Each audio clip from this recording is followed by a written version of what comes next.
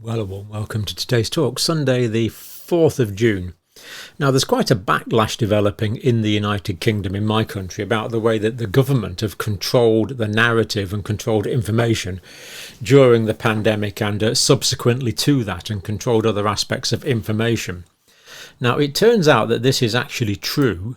There is a Counter-Disinformation Unit run by the British government, and you can download some information there that they deign to put into the public domain. So this Orwellian sounding title actually exists. Let's look at some of the things that come from this site at the moment. Counter-Disinformation Unit, part of the British government. Quite incredible, really. The Counter-Disinformation Unit leads the government's operational response to disinformation threats online. The obvious question is, who decides what is information? Who decides what is disinformation is the most obvious question there. And ensures the government takes necessary steps to identify and respond to acute misinformation. Again, what do they mean, acute? Acute to me means of recent onset, but again, what is misinformation? And they say including misleading information. Well, yes, if it goes against a particular narrative, I suppose it would be misleading. Quite a few question marks developing here already. And this just shows the difficulty in this. Who is deciding what is disinformation? We'll be looking at some examples where they've got it wrong shortly. Areas, information which is deliberately created to cause harm. Now, of course, this does occur. This does exist, but as we'll see, the responses may be been a little bit disproportionate from the British government. Areas of public interest. The purpose of the Counter-Disinformation Unit. Work is focused on helping the government understand online disinformation narratives. And I'm afraid we've talked about a few of these. But again, who decides which is which? An attempt to artificially manipulate the information environment. Well, yes, but, other people have deliberately. Elon Musk, for example, asked about BBC disinformation. What about government disinformation? We know that Matt Hancock, in some of his WhatsApp releases, were trying to frighten people. Should that not be subject to the government's Counter-Disinformation Unit scrutiny as well? This should kind of work both ways, perhaps. The Counter-Disinformation Unit takes an evidence-based approach to counter harmful disinformation online. An evidence-based approach. Now, let me think a minute. Do we follow an evidence-based approach here as far as we can? Yeah, I guess we do.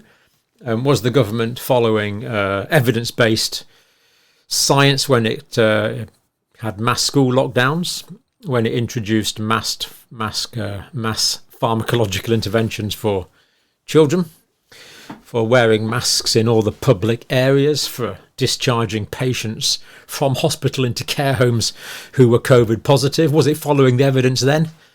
You get the impression we're dealing with some kind of dual standards here. Keep forgetting the name of it, Counter-Disinformation Unit. It just sounds so, it comes out awkwardly. Counter-Disinformation Unit. Takes an evidence-based approach. Well, bully for them. Good.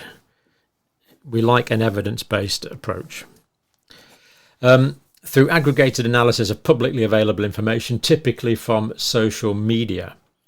So these are trying to, I assume they're trying to compare the evidence, this ultimate truth that the government is aware of, presumably just a matter of time till we have a ministry of truth that decides this for us. But at the moment, this is what they're doing. They're comparing this with what's on social media.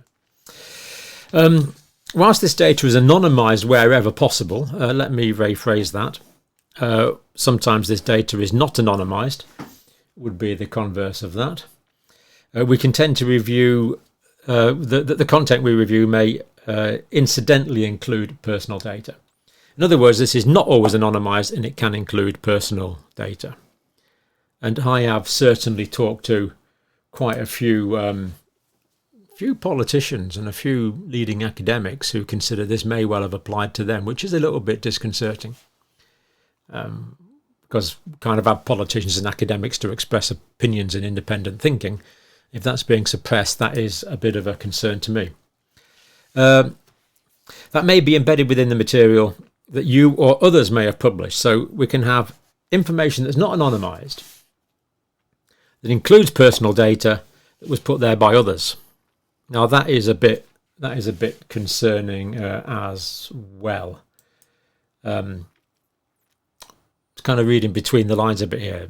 They're trying to be sort of reassuring, but they're actually causing me more concern as they go through. In some cases, such content may include special categories as personal data, political or philosophical opinions. So particular political or philosophical opinions could well be categories. Personally, I would like to have freedom of political opinion and freedom of religious philosophical opinion. So it may include that in the categories of personal data. This really does smack of the state collecting our personal political views. I'm not I am. I'm trying to put this as a warning. I am being probably over negative, but I do consider it quite disturbing, and I know a lot of you do as well.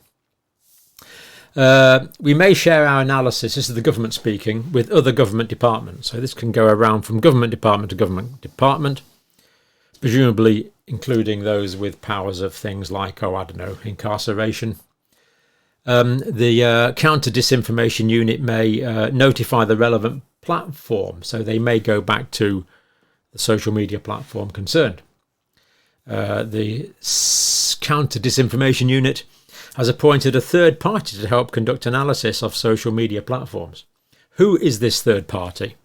Now, to put this on a government website, to say, look, we can be sharing some of your data with someone else, but we're not telling you who it is. That's not acceptable. That really isn't. Who is this third party? Hopefully someone will put in a freedom of information request to find out who this third party is. Is it an academic? Is it a commercial company? Is it a company that a cabinet minister or a member of parliament or senior politician has some interest in? Well, of course, we're not saying that at all. But how do we know it's not unless we know who it is? Throws up an awful lot of questions. We will not send personal data beyond the European Economic Area. In other words, personal data of British citizens can be sent around the European Economic Area. Now, that is a big area, and I suspect it's got a little tiny leak in it somewhere. Now, interesting article from the Daily Telegraph with some views from Elon Musk on this. The article is called this. I put the link there. Elon Musk joins backlash over secret unit curbing lockdown dissent. Because we don't want dissenters, it would appear. Counter-Disinformation Unit, set up by ministers during the pandemic. So this is a new thing. This is a new shift in the British Constitution. Collaborated, according to this article, with social media. Monitor the activities of prominent lockdown critics and those who questioned the mass vaccination of children. Well, that's what this article is saying, and it seems to be consistent with what Elon Musk thinks, because he's simply put terrible on his tweet there, and of course I've put the link to his Twitter account. So this Counter-Disinformation Unit appears to have been monitoring the activity of prominent lockdown critics and those who question the mass vaccination of children. Those who dared to question the mass vaccination of children. How dare these people protest against the government narrative? Quite outrageous. If the government thinks all children should be vaccinated, then all children should be vaccinated. It really is quite, I think you sense my frustration. Some critics of lockdown had their posts removed, apparently. Suspicion is growing that the Centre for Disinformation Unit flagged them up to social media. The government, I think, are denying this, but It's there as a question mark in the article. The government used an artificial intelligence firm to comb social media sites. Now this is artificial intelligence firm. So the government, the British government here appears to have employed an artificial intelligence commercial interest. Whether there's any cross interest there with officials, no one's saying that's true. We simply don't know that.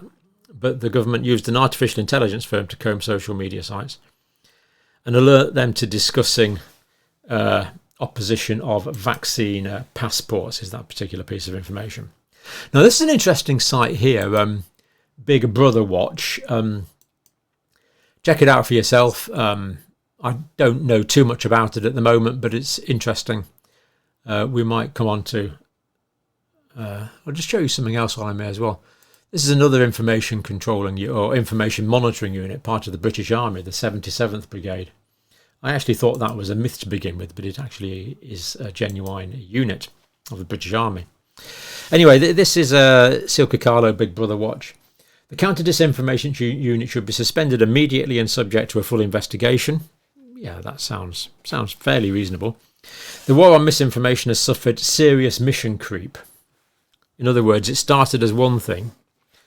Has it gone on to be something else? Would be a good question for those in charge of 77th Brigade, for example. And they can reassure us that it's not the case.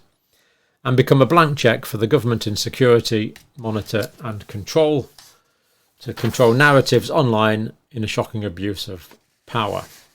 That is according to Silke Carlo. It's direct quotes from him from the Telegraph article. Goes on to say millions of pounds of taxpayer money wasted funding civil servants, artificial intelligence companies, sounds like there could be more than one, and even the British military, to monitor academics, journalists, campaigners and members of parliament. Academics, members of parliament. Journalists, okay, to an extent, although we need a free press. Although the press in this country is questionable very often. Campaigners, surely any individual should have the right to campaign on what they want. Anyway, who have criticised government policies, despite many of those criticisms being later vindicated. Now, Jacob Rees-Mogg, if you're watching in the States, not to everyone's flavour, of course, in the United Kingdom, but a very senior politician. He's said this, call for the COVID inquiry to investigate oppressive government disinformation units. This is his words, oppressive. And this is coming from a mainstream politician. The inquiry clearly ought to investigate the oppressive methods used to override dissent. According to Jacob Rees-Mogg, I would agree with him.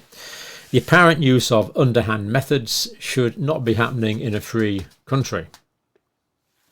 So this is not some random conspiracy theorists from you fringe groups. This is from mainstream politicians that are now starting to question this COVID narrative and other potential narratives.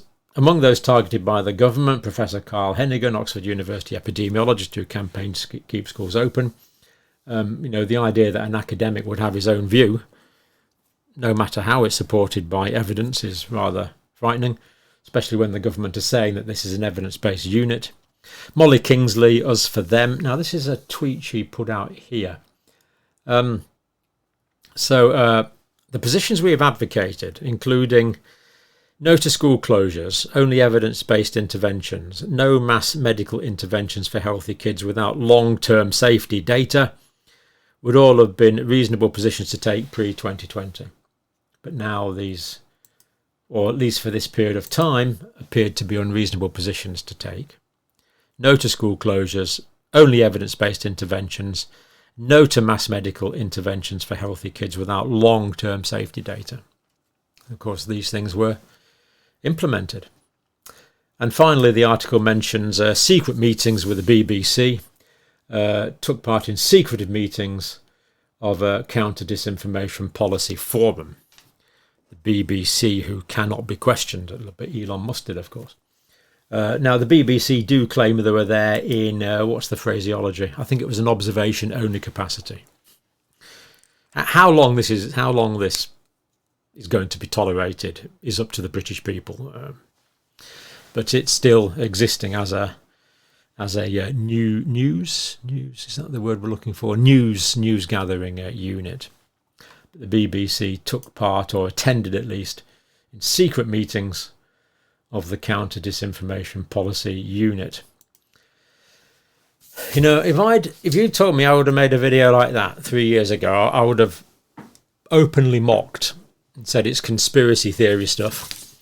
But I think we've given the evidence there that this is real. This is a real unit of the British Army. Things are flagged up by Big Brother Watch, and the Counter-Disinformation Unit is part of the British government. You can click on it here, get the whole document. Don't take my word for it. Counter-Disinformation Unit, open source information collection and analysis.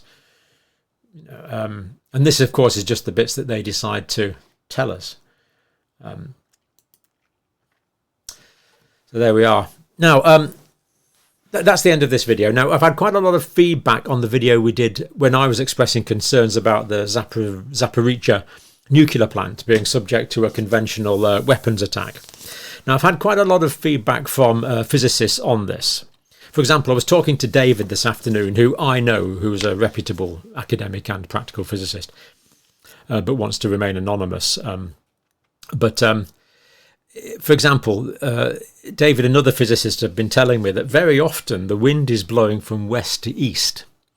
So if there were to be a significant release of radioactive materials from the east of Ukraine, a lot of that would probably blow over Russian territories rather than Western territories, which I'm not saying that's reassuring, but it's an interesting observation. Now, iodine and cesium are both potentially radioactive elements, but they only become volatile at very high temperatures. So what this would mean is that if there was a fire in a nuclear power plant, then yes, with hot products being given off, then there could be volatility. That's what happened in Chernobyl.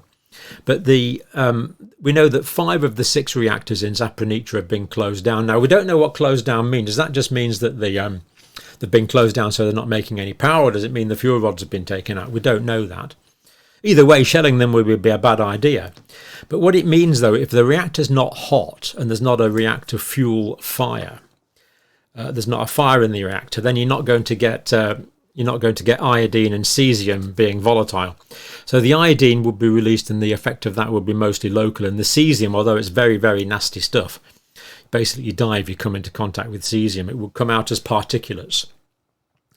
And David tells me it really wouldn't get more than 40 kilometres away, which is very reassuring for us who are more than 40 kilometres away.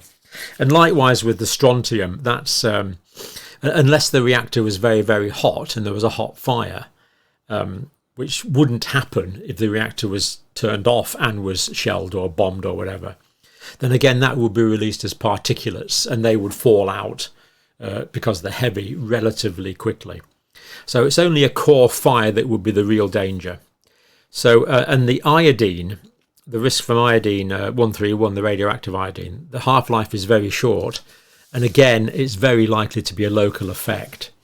So while we were suggesting the use of iodine tablets in Western Europe, it would appear that was an overstatement. That was unnecessary. That governments perhaps shouldn't be thinking about that after all. So good to get some feedback from scientists. Good to know that I'm peer-reviewed. I think I'm somewhat reassured about the immediate risk to us from shelling of these nuclear power plants, given that they're mostly shut down. I'm pretty reassured. But of course, any release of radiation into the environment is a bad thing. And locally, it could be very nasty for a lot of people. But the risk to us and the risk from radioactive iodine, I think I overstated it on the video. So apologies, and we would row back somewhat on that. It's not a major risk. But there we are. Still is a concern that nuclear power stations could be shelled or damaged by incompetence, but would it be an immediate threat to us in Western countries? The answer seems to be no, it wouldn't.